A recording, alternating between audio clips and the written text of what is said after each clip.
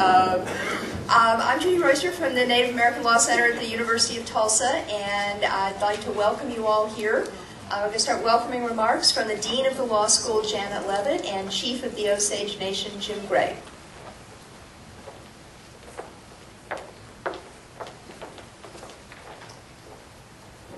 Thank you, Judy. Judy, who's very humble and modest, introduced herself as a member of the Native American Law Center, but we're really proud that she was also recently appointed our Chapman Distinguished Chair in Law, and we're very proud to have Judy in that position and also have that position held by a faculty member who is so distinguished in the area of Native American law and scholarship. Good morning, and thank you for joining us today for our conference, Exhibiting Culture, Museums, and Indians. As Judy said, I'm Janet Leavitt. I'm the Dean of the University of Tulsa College of Law, and it is my great pleasure to welcome you to Tulsa, to welcome you to the Gilcrease Museum for this conference, which is hosted by our Native American Law Center.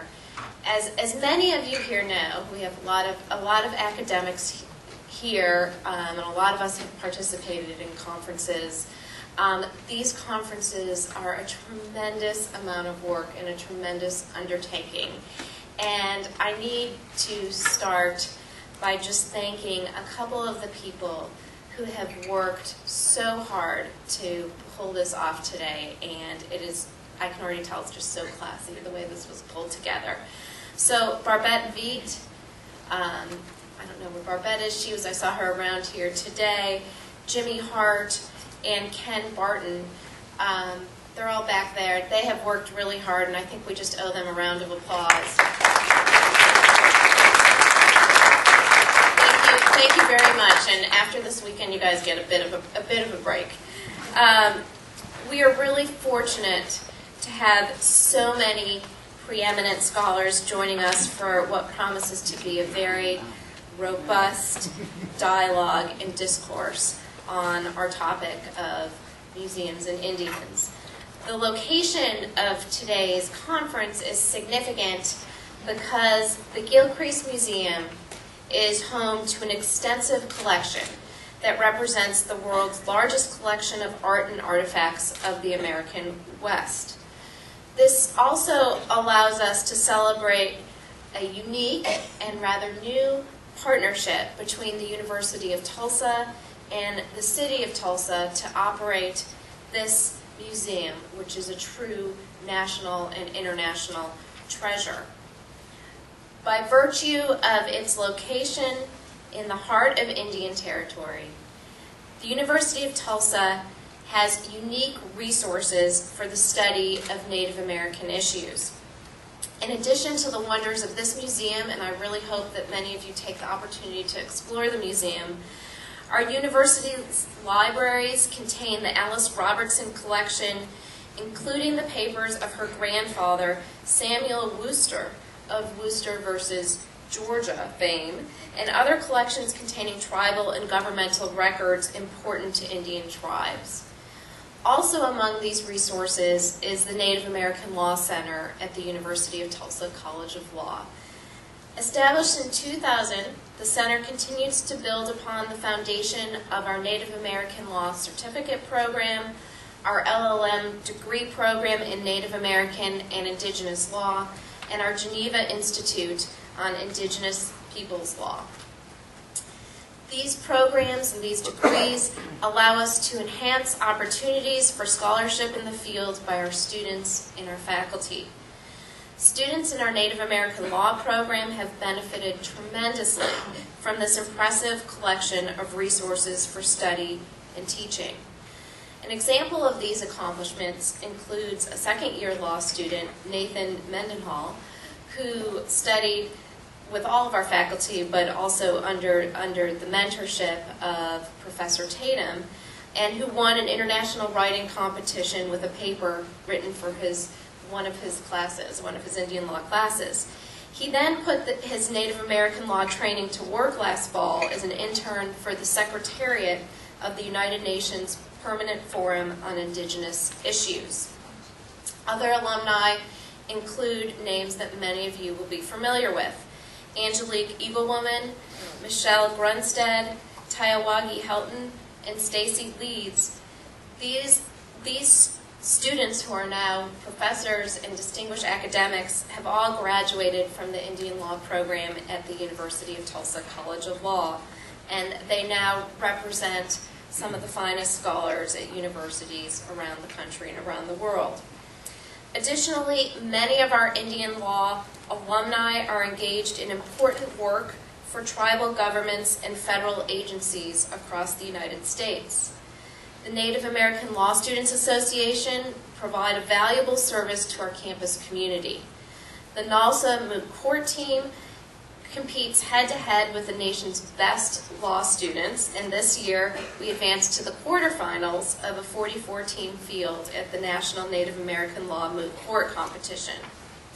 Tomorrow, our NALCCA students hope you will join them for our 4th annual Native Justice Powwow that was going to be held on a beautiful commons in front of the main building of the university, but because it has been raining for about 7 weeks now, it feels, it will be held instead in the Ellen Chapman Activity Center, but we hope that many of you will join us and join our students.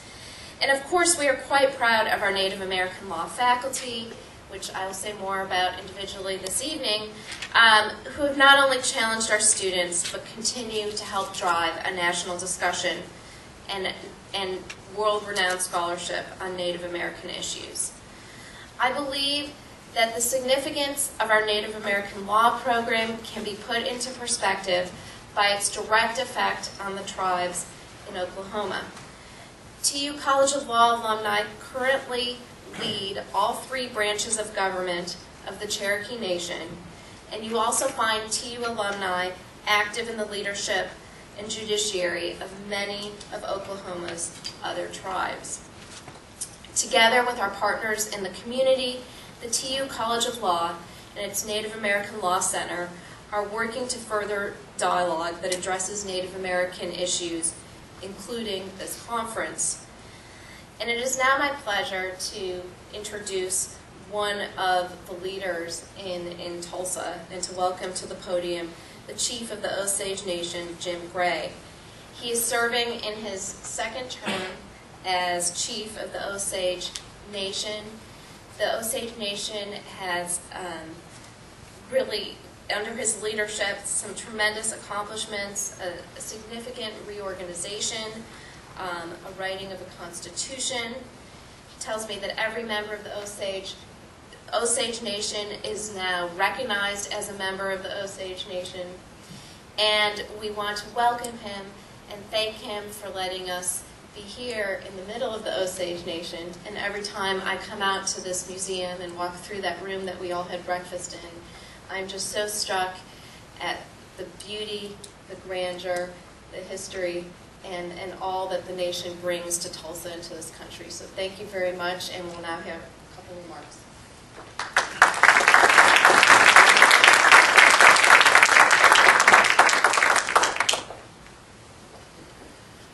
Good morning, everybody. Just want to say that the view out that window was stunning, but I didn't see near as many active oil wells as I was hoping to see.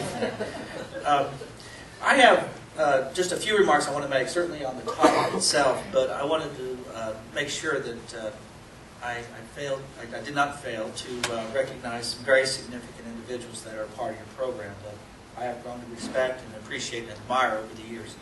Obviously, Alex Gabine and Dr. Gary Bailey, Bill Rice, and my good friend Kevin Gover over here at the National Museum of the American Indians certainly played a big part in my mentoring to be a tribal leader.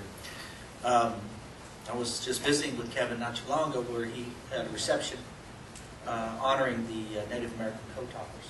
And it was a beautiful reception. The Comanches, Navajos, Kiowas, other tribal representatives were there. And he was walking around with a plate of what looked like an Indian taco and some various other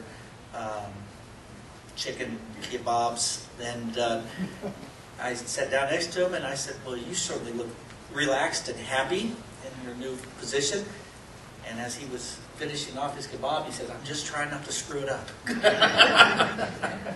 Well, you're not screwing it up, Kevin. I can promise you that. You are doing an excellent job at that. And you're bringing the attention. Certainly the Fritz Shoulder exhibit has really made an impact on me, even just going through college. You could not discuss Indian art without talking about his impact on an entire generation of Indian artists. And I'm so glad that he's getting his attention from that museum. And more importantly, I think the suggestion that Indian art, Indian museums, Indian culture is an appropriate topic. From my standpoint as a tribal leader, I consider this an act of tribal sovereignty. We're not talking about gaming. We're not talking about, regulatory issues that involve the oil and gas development on our lands. But you could not find a more important topic to discuss for any modern tribal leader than the cultural preservation and the significant responsibilities that tribes have in reclaiming those rights. Not since NAGPRA has been passed, the tribes have been dealing with this issue, some certainly more proactive than others, but largely it's a tribal decision. And in the case of the Osages, we've made a substantial impact in the relationships that we've established with the federal government, certainly on lands that were aboriginal to the Osages in the states of Missouri and Arkansas. In those regards, we've made we've entered into MOUs with the Corps of Engineers, the Missouri State Department of Transportation, various other municipalities that not only take the time to respond to remains that are discovered through construction, roads, bridges, things of that nature. But from our end, we actually have some very qualified, capable individuals on the other end of the phone at the Osage Nation that they can call. We have a cultural advisory group that protects the interest of the Osages to make sure that our ancestral remains are treated appropriately. We have a very unique relationship with Gilcrease to maintain some of those artifacts here. And in the many years to come, I believe that the Osages are going to probably be as much a leader in this area as we have been in oil and gas and as we have been recently in gaming. And I think that's just the next chapter in the Osages' exercise of sovereignty. The sovereign right to protect the ancestral remains of the Osage Nation and any tribe is one of the more, yes, it's legal, yes, it's a regulatory issue, yes, it's a government-to-government issue. But I could not put this in more stark terms. At some point, everyone in this room is going to be an ancestor to a future generation. And I'd like to think that when I shuffle off this phase of existence, that I think my future generations of the Osage Nation will think of this period of time as something worth preserving. The people that were living there is worth preserving. And when you look at it from that standpoint, it really doesn't have anything to do with someone's term in office. It doesn't really have anything to do with what title you have or what position you have. The fact that you have a tribal government who's organized around an issue of cultural preservation, exercising their sovereignty to take care of their people, and preparing a future life that is built around a society that is consistent with the ancestral customs and the ways of our ancestors. And I think that when we get, when you look at things in those long terms, it certainly provides a little better, it provides people like me at least, more comfort in knowing that the steps I'm taking are steps that Watanka took 100 years ago when he came down as a representative of the Osage people to look at this land